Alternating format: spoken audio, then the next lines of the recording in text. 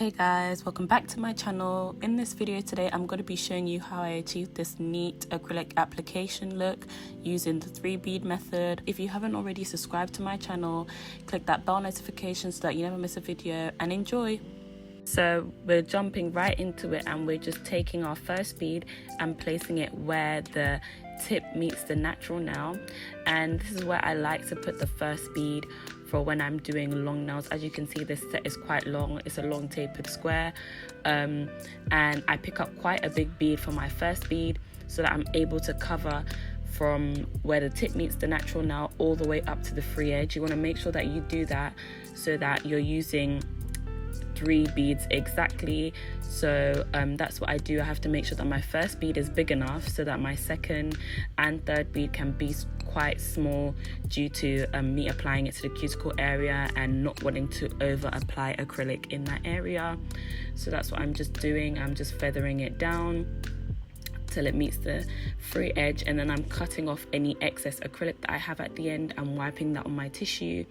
And then I'm going back in and dipping my brush in the monomer and neatening the edges, cleaning up the sidewalls and the free edge, just to make sure that I preserve the shape that I did in the beginning so that I have less filing to do at the end.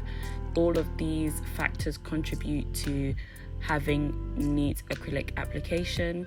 And I'm going to go in with my second bead and place that right above the first bead that I placed. And the acrylic bead that I've chosen, like that I've done for my second bead, is not as big as the first one.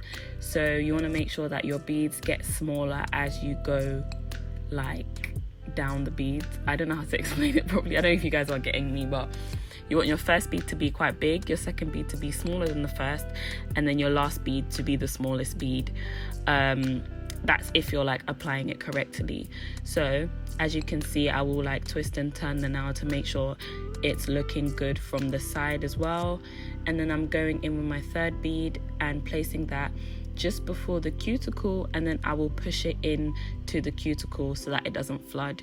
You don't want to apply your bead directly to the cuticle, otherwise it can flood into the cuticle, and then if you don't seal it properly, it can cause lifting, and you don't want that. So that's what I'm doing now.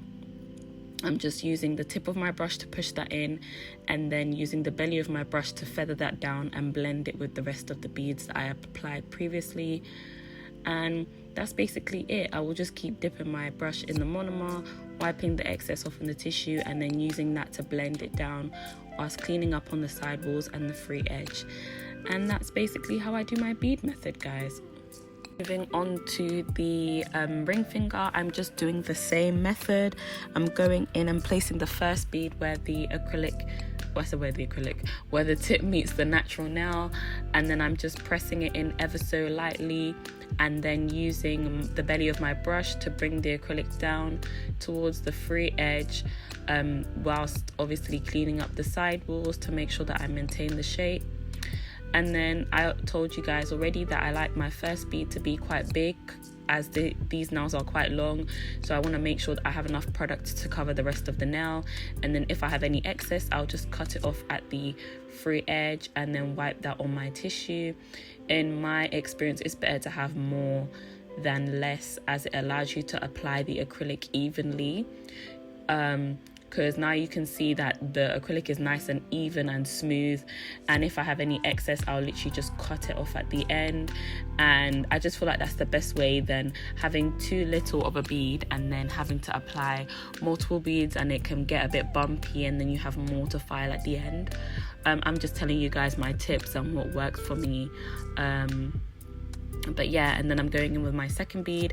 I'm applying that straight on top of the first bead, and then I'm patting that nicely into the natural nail, and then I'm feathering that down using the belly of my brush to blend those 2 beads nicely together. You want to work with your brush quite lightly. You don't want to press your brush in too hard, or that bless me or that can cause like indents, and then like cause your acrylic to be bumpy. And then I'm going with my last bead, and I told you guys that I don't apply that directly to the cuticle, I apply that just before, and then I'll use the tip of my brush to now press it in to the cuticle nicely. That makes it nice and flush, and then I'll feather off the rest of the acrylic down nicely and clean up the cuticle area with the tip of my brush if needed.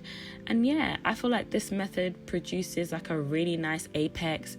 Your nails aren't too thick. You know, sometimes when you use too many beads, the nails can become like really thick and not look cute.